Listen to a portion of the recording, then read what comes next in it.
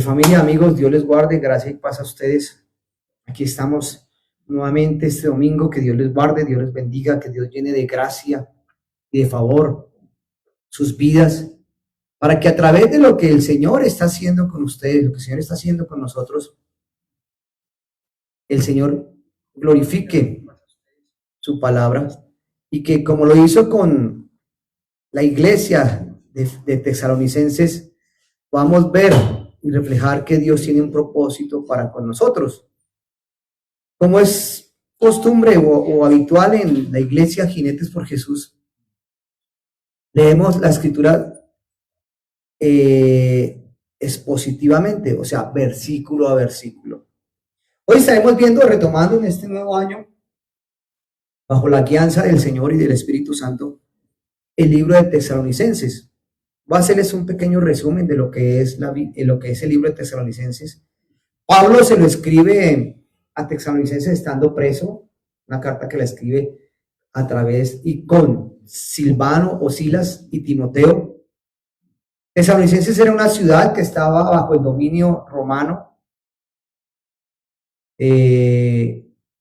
subyugado, aunque Roma los dejaba hacer sus bailes comunes, sus vestimentas comunes, sus comidas comunes, estaban sujetados a las reglas de Roma. Y podemos ver que esta es una carta que nos habla de ejemplo de cómo esta ciudad o estas personas, siendo una iglesia nueva,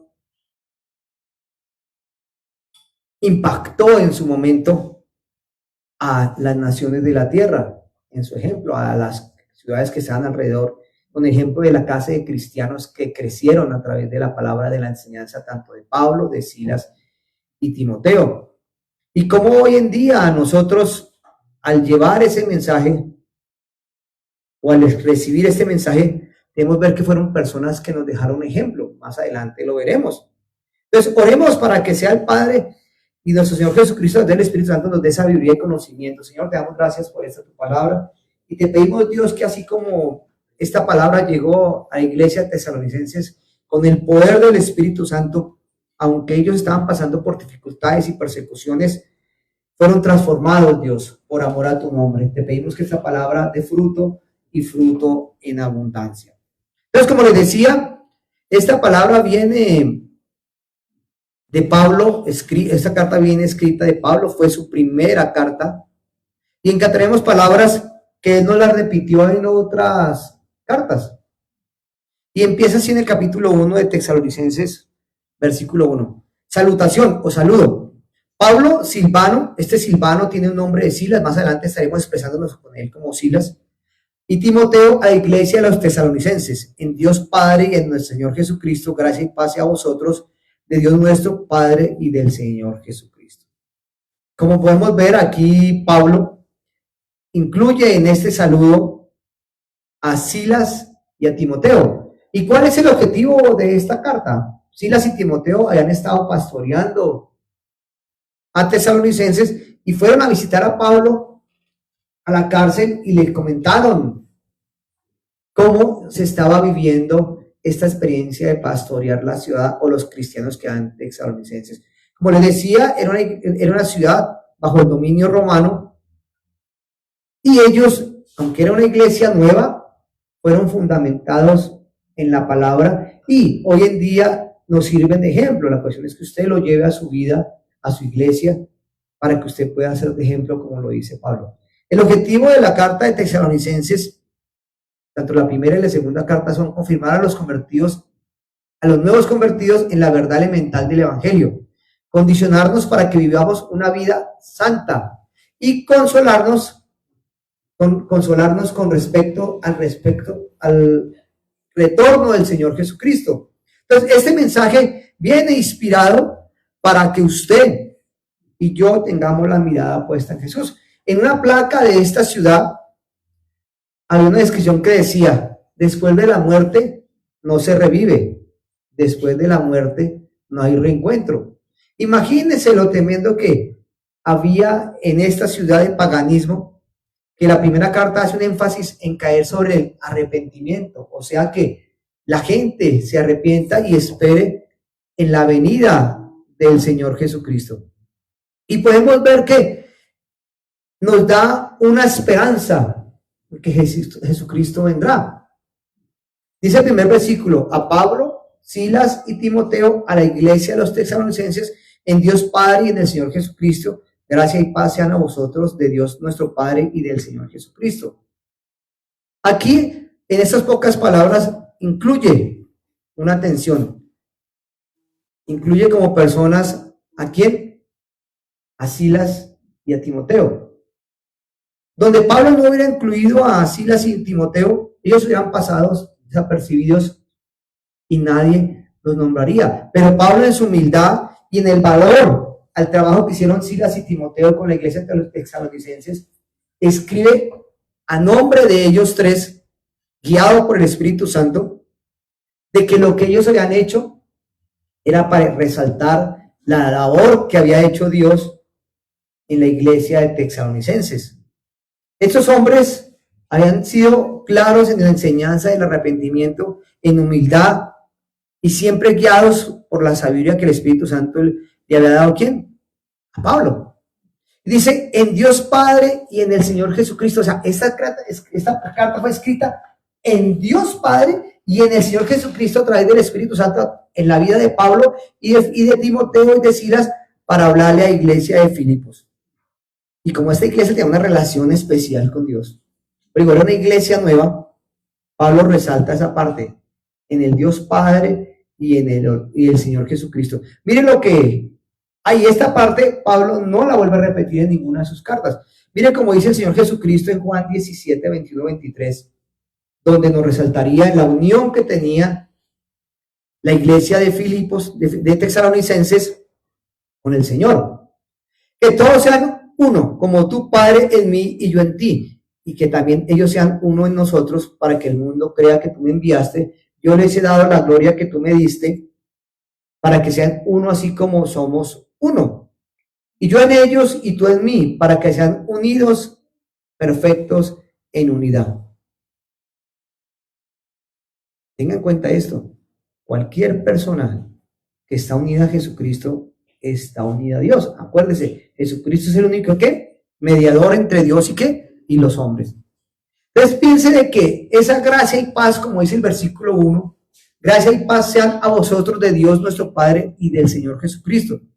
Esta es una introducción que nos lleva a ¿qué? Primero viene la gracia, segundo la paz de Dios. O sea, si la gracia y la paz de Dios vienen, es de ellos. No viene ni de la iglesia, ni del pastor, ni del líder, sino directamente de Dios. Y aquella paz que trae Dios, la relación que tenemos con el Señor Jesucristo, fue la que vieron aquellos creyentes en tesalonicenses en ese primer siglo. Y eso que vivieron ellos está disponible para usted y para mí, por la fe en la gracia de Dios, en la muerte del Señor Jesucristo en la cruz. Por ese motivo Pablo escribió en Romanos 5:1: justificados pues por la fe tenemos paz para con Dios en medio de nuestro Señor Jesucristo. Todo Dios lo hizo para Cristo, en Cristo y por Cristo. Dice el versículo 2: damos siempre gracias a Dios por todos vosotros, haciendo memoria de vosotros en vuestras oraciones. Pablo oraba por esta iglesia que él había fundado. Aunque la estaban pastoreando Silas y Timoteo, él tenía una lista larga de personas por las que oraba, y en todas las iglesias como tal. Él tiene una lista donde habían individuos, iglesias por las que él oraba a diario. Yo le hago una pregunta: ¿usted tiene una lista de personas por las que usted ora? Mamá, su abuelita, su hermano, su tío, su vecino, al que más odia, qué sé yo. Tiene una lista de personas que por la oración que usted haga en 5 segundos por una persona lo lleve a demorarse y darle gracias a Dios en la presencia por todos ellos. Pablo sacaba tiempos de oración, no solamente por la iglesia de tesalonicenses, sino por cada uno de las personas que Dios les había delegado. Y por eso, mis hermanos, hay un motivo para darle gracias a Dios. Esta iglesia es una iglesia de ejemplo. Y nos lleva a eso, a que usted y yo seamos personas de ejemplo. Que su iglesia y usted sea personas de ejemplo, personas de oración, personas de lectura de la palabra. Miren lo que dice el versículo 3 de Tesalonicenses capítulo 1. Acordándonos sin cesar delante del Dios y Padre, de Padre nuestro, de la obra de vuestra fe, del trabajo y de vuestro amor y de vuestra constancia en la esperanza en nuestro Señor Jesucristo. Aquí dice, acordándonos sin cesar de la obra vuestra, de lo que ellos hicieron, y vuestra constancia en la esperanza en el Señor Jesucristo. Y este versículo es importante, mis hermanos, porque asocia las tres gracias: la fe, el amor y la esperanza. Y Pablo más adelante, en 1 Corintios 13:13, nos lo expresa de esta manera: ahora permanecen la fe, la esperanza y el amor. Y esos tres, pero el amor, el mayor de ellos es el amor. Aquí Pablo estaba elogiando el trabajo realizado y la obra realizada por los filipenses en fe, en amor, esperanza, y la constancia y la sostenida esperanza de que Jesucristo volvería. La fe, la esperanza y el amor. Podemos ver que eso nos lleva a pensar que a través de la fe, el vivir en la palabra, tenemos la confianza de que Jesucristo va a venir. ¿Usted tiene esa confianza, esa fe de que Jesucristo va a venir? ¿O solamente lo dice porque la tradición lo comenta? Pero usted está preparado para la venida de Jesús en arrepentimiento y cambio. Versículo 4. Sabemos, hermanos, amados de Dios, que Él os ha elegido. En este versículo, lo más tremendo es la palabra elección. Dios lo eligió a usted. Dios lo tiene a usted por un propósito. Y más adelante lo veremos porque usted está en esta tierra. El problema es que entendamos cuál es el propósito. Efesios 1:4 nos dice, según nos escogió en Él antes de la fundación del mundo, porque fuéramos santos y sin mancha delante de Él. A mí esta palabra de Efesios siempre me impacta, mis hermanos. Es como Dios nos escogió en la eternidad pasada en Cristo para que al venir a esta tierra fuéramos santos y sin mancha. Pero somos contrarios. A través del pecado de Adán y Eva vivimos en una sociedad caída, perversa, depravada, y estamos apartados de Él por causa del pecado. Pero al venir el Señor Jesucristo en su primera venida, y su muerte y su resurrección nos lleva ¿a qué? A sujetarnos a Él y poder vivir en gracia. Y a veces este tipo de temas es difícil entenderlos. ¿Por qué? Porque ya se lo explico. Eso es como en la parte de la geometría, cuando usted y yo, o nos enseñaron, eso se llama un axioma. Viene la cuestión de que habla de que el punto más cerca entre una línea, entre dos puntos, es una línea. Entonces, eso es tan difícil de entender, esos axiomas. Dice, una línea recta es la distancia más corta entre dos puntos. Y lo aprendimos en geometría y nos lo enseñaron, y es algo que está ahí. Entonces, la palabra del Señor está ahí para que nosotros cambiemos y aceptemos, y muchas veces no podemos entender por qué Dios nos eligió para su obra y para su gracia. Dice el versículo 4, sabemos, hermanos de Dios, que Él os ha amado. Hermanos amados de Dios, a los que Él escogió. Un día yo estaba apartado en los mis delitos y pecados. Estaba muerto, practicaba las obras de la carne. Pero como Él me eligió desde antes de la fundación del mundo, llegó su día que Él en su soberanía salió a mi encuentro. No es que yo haya buscado a Dios, Él salió a mi encuentro. Tuve un arrepentimiento, Él puso la fe en mi corazón, tuve un arrepentimiento, conocí al Señor Jesucristo y al ver su muerte y su resurrección, Él me dio vida y vida en abundancia. Entonces debemos tener en cuenta que Él creó el universo. Dios creó el universo solamente porque a Él le plació. Entonces tiene que tener en cuenta, mi hermano, que Él es el principio y Él creó los cielos y la tierra. Y hay muchas personas que niegan eso. En el Sermón del Monte, Jesucristo dijo así: alumbre vuestra luz delante de los hombres para que vean vuestras buenas obras y glorifiquen a vuestro Padre que está en los cielos. Él no dijo que lo que usted haría lo iba a glorificar a usted o lo iba a poner en un sitio excelente delante de Dios, no, para que la gloria de Dios se manifieste a usted.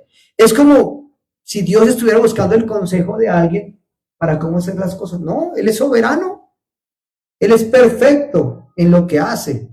Usted y yo vivimos en un universo teocéntrico, es decir, centrado en Dios. Ese universo, como muchos lo han montado, está en lo antropocéntrico, lo que yo soy, lo que yo hago y lo que yo quiero hacer como hombre.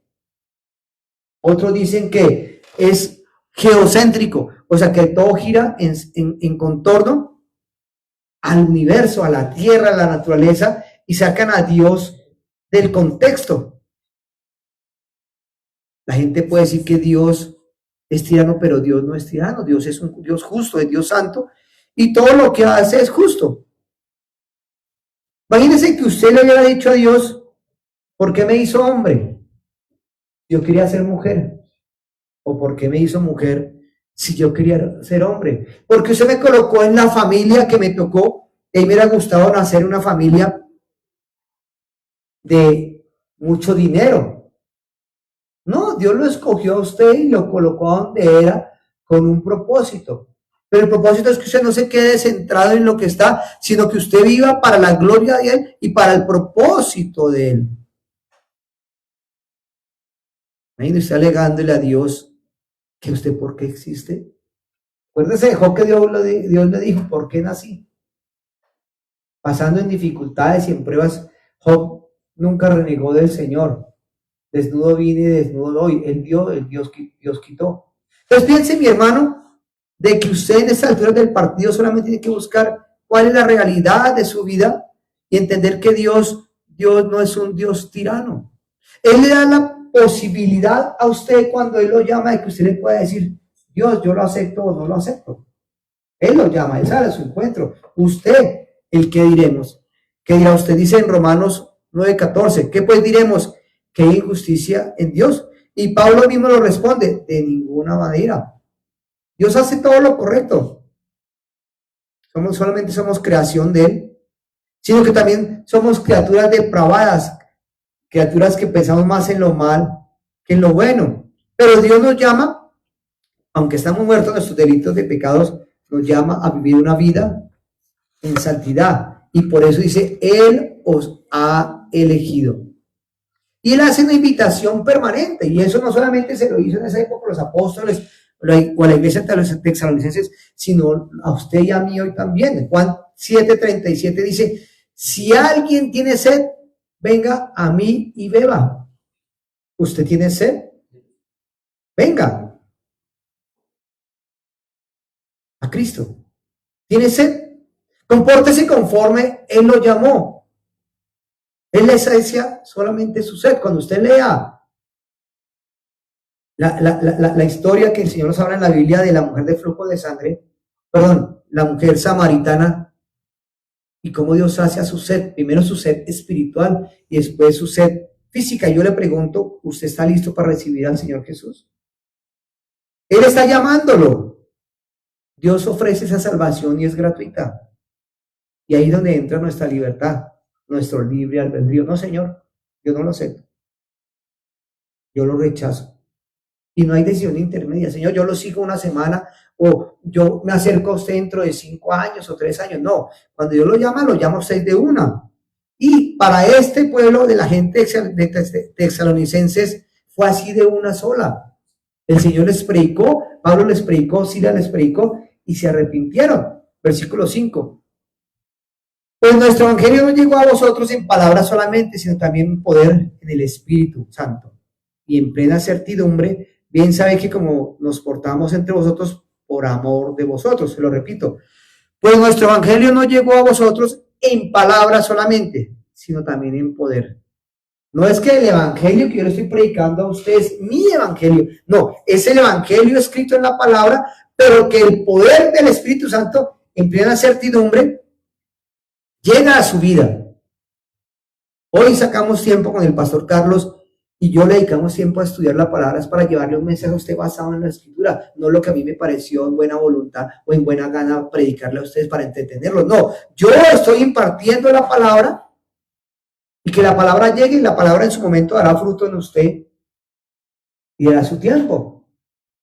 Ya dirán, fue tarde o fue temprano, pero la palabra va a llegar en su momento. Imagínense como si Pablo me hubiera expresado de esta manera. ¿Sabes si cuando llegamos a visitaros éramos simplemente humanos, seres humanos, débiles como el barro en nuestros labios y en nuestra lengua? Ahí Pablo predicando la palabra. Dice, y la palabra de Dios llegó a vosotros no solo en palabras, sino con el poder y con el Espíritu Santo. Ahí está, yo estoy predicando, estoy haciendo lo que me corresponde y me apasiona hablar de Dios. Y hay personas a las que pueden escuchar este mensaje. Usted va al libro de Hechos 16, Pablo predicó ante más de 3,000 personas. Dice que Dios dispuso el corazón de Lidia y Lidia creyó a la predicación de Pablo y nació de nuevo. Uno le puede predicar a muchas personas y muchas personas no van a conocer el Evangelio. Pero llega el momento que Dios toca sus corazones y son nuevas ¿qué? Personas. Y sabemos que al seguir nosotros predicando como jinetes por Jesús, nos basamos en que la palabra cumplirá su propósito. Y no es porque usted llegó y leyó un libro hoy o alguien le habló tal cosa en el Transmilenio, es que usted va a cambiar, no. Eso viene con el leer la palabra, con el estudiar la palabra, después de que llega el primer mensaje. Dice Pedro, en primera de Pedro, capítulo 1, versículo 23, dice, habéis renacido, no de simiente corruptible, sino incorruptible, por la palabra de Dios que vive y permanece para siempre. Nosotros predicamos, sembramos palabra en su corazón y tarde o temprano esa palabra ¿qué? Hará vivir a las personas, así como un día nos hizo revivir a nosotros, pero es el poder de la palabra. Y podemos, hermano, seguir avanzando. Dice, pues cuando anunciamos el Evangelio no fue solamente con palabras, sino con también la manifestación y el poder del Espíritu Santo y plenamente convencidos de nuestro mensaje. Nosotros tenemos claro que Jesucristo vino, murió y resucitó, que tiene que haber un arrepentimiento, que hay un lavamiento, una redención por la sangre de Jesús para que haya una nueva persona. Eso lo tenemos claro en nosotros como jinetes por Jesús, Iglesia Bíblica, y predicamos de eso. Aquí no inventamos fábulas, ni que eso ni aquello. Aquí les predicamos es de la palabra. Dice Romanos 10:17. Así que la fe viene por el oír y el oír la palabra de Dios. Todo lo que usted, si quiere tener un nacimiento nuevo o no ha nacido de nuevo, o aún usted es creyente, pues mi hermano, tiene que estudiar la palabra. Es un proceso que va a diario.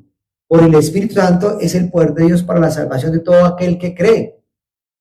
Miren lo que dice Juan 16:7-11. Yo os digo la verdad, os conviene que yo me vaya, porque si no me voy, el Consolador no vendrá a vosotros, pero si me voy, os lo enviaré. Y cuando Él venga, convencerá al mundo de pecado, de justicia y de juicio. De pecado por cuanto creen en mí, de justicia por cuanto voy al Padre y no me veréis más, y de juicio por cuanto el príncipe de este mundo ha sido juzgado. Ahí el Señor está diciendo a los apóstoles, le conviene que yo me vaya y vendrá el Espíritu Santo, el Consolador, y Él les mostrará mis palabras. Y por eso es que ellos cambian cuando viene el Espíritu Santo. Versículo 6.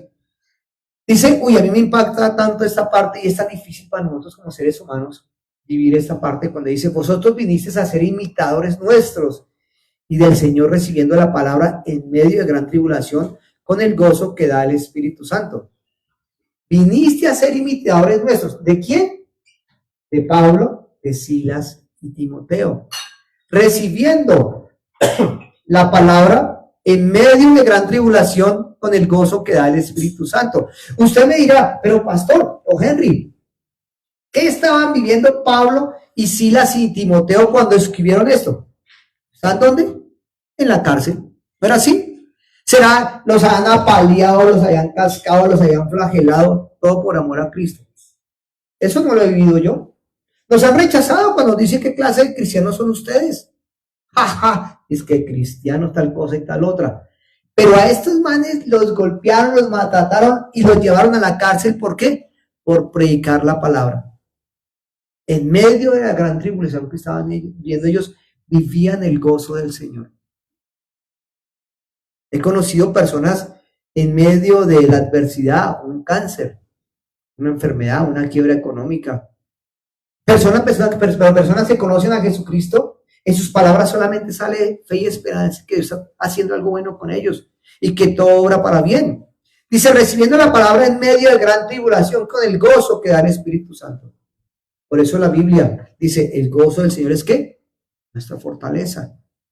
Es como el día es tan diferente de la noche, el calor es tan diferente del frío, nunca los podremos asociar. Y por eso, en esta situación que es espiritual, aunque la persona está viviendo algo diferente, algo de dolor, algo de aflicción, tiene alegría en su corazón. Usted puede encontrar lo que estaban viviendo Pablo y Silas en Hechos 17, versículos 5 al 7. ¿Qué está viviendo usted de dificultad? ¿Lo está viviendo usted solo porque usted quiere? ¿O lo está viviendo usted porque el Señor está permitiendo esa dificultad para que usted deje la amargura, el rencor, el odio, la tristeza, la soledad, haya perdón en su vida, para que haya liberación? Para que usted pueda vivir sin mancha delante de Él. Acuérdese que Él dijo que fuimos creados desde antes de la fundación del mundo porque viviéramos ¿qué? Sin mancha, pero por causa del pecado estamos apartados de Dios. Y por eso es la forma que la palabra de Dios transforma a alguien que está alejado de Dios en su rebelión y en sus delitos y pecados y lo transforma ¿qué? En un hijo de Dios y lo alimenta a través de la palabra por la influencia y el poder transformatorio del Espíritu Santo hace una nueva persona. No solamente se trata de que usted venga o no venga a la iglesia. Se trata de que usted tenga una relación personal en oración y lectura de la palabra. Lo que nosotros les enseñamos cada 8 días. Son cositas muy leves, pero usted tiene que hacer una relación personal con el Señor. Versículo 7. Dice, de esta manera habéis sido ejemplo a todos los creyentes de Macedonia y Acaya.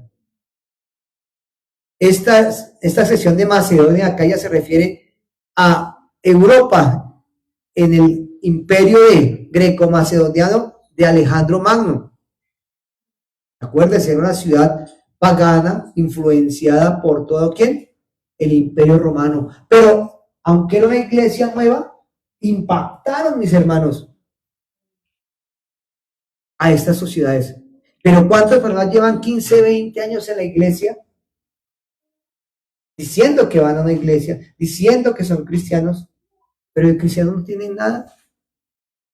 En la iglesia levantan las manos, en su casa hacen cosas que no son, maltratan, humillan, llevan una doble vida.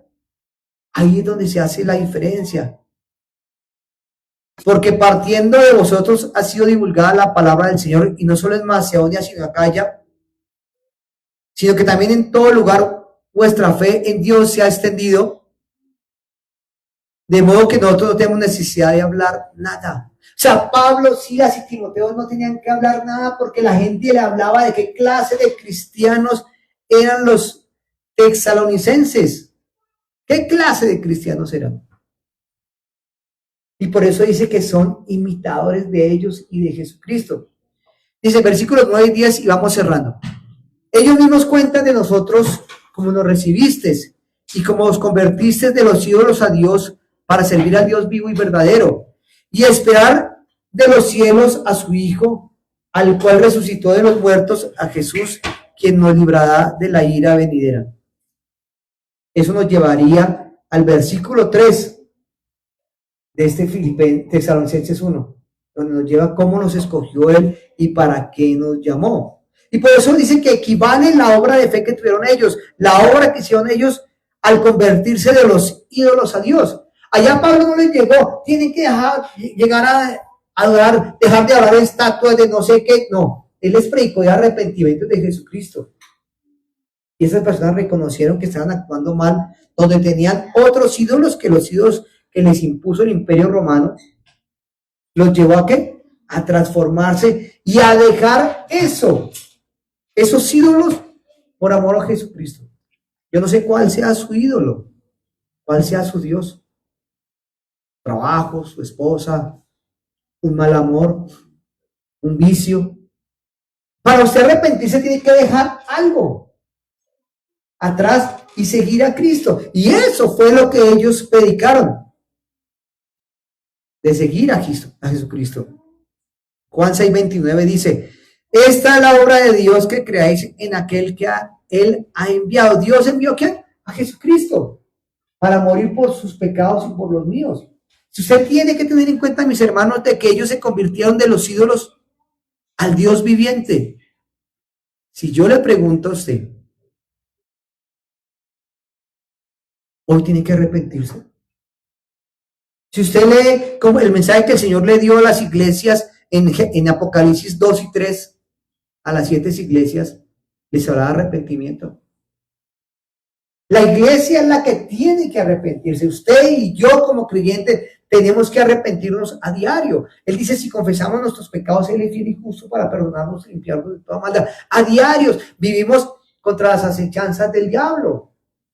El pecado está latente todos los días ahí, porque vivimos en un mundo de pecado. Nos enfrentamos todos los días a esa adversidad que es el pecado.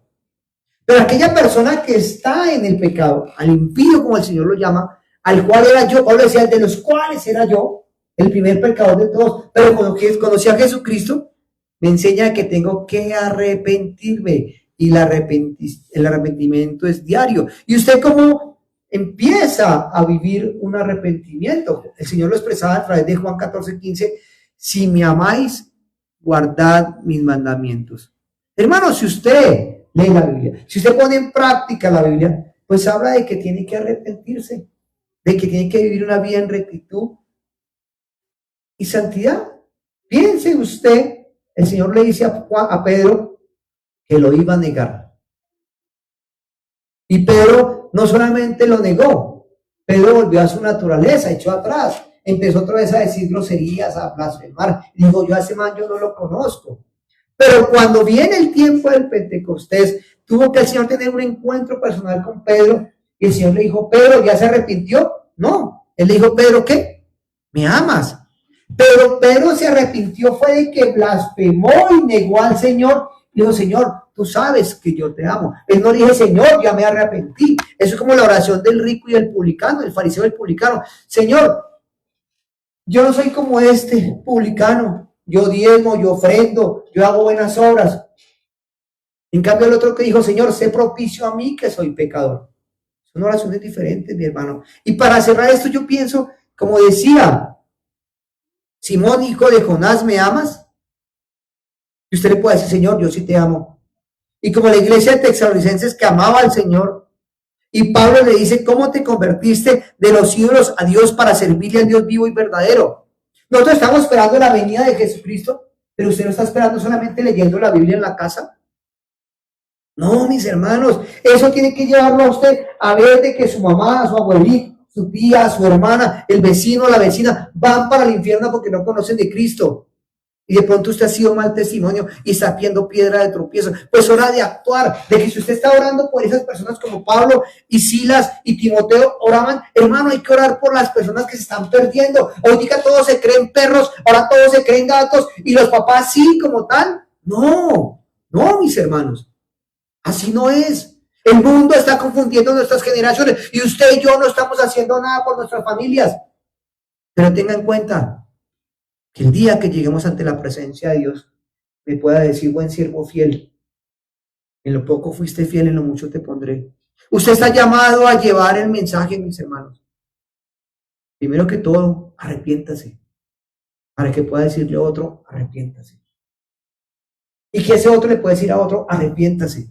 Pero si yo no me arrepiento de mis delitos y pecados, sería un mentiroso predicar lo que estoy predicando. Señor y Dios, te damos gracias por tu palabra, Señor, que hoy esta palabra llegó en dificultades, en pruebas, aflicciones, en la incertidumbre que están viviendo mis hermanos, Dios, o la persona que está viendo este mensaje. Yo te pido, Señor, que obres en ellos, en sanidad, en restauración, en perdón, en arrepentimiento, en liberación, y que seas tú obrando, Señor, en ellos tu bendita voluntad.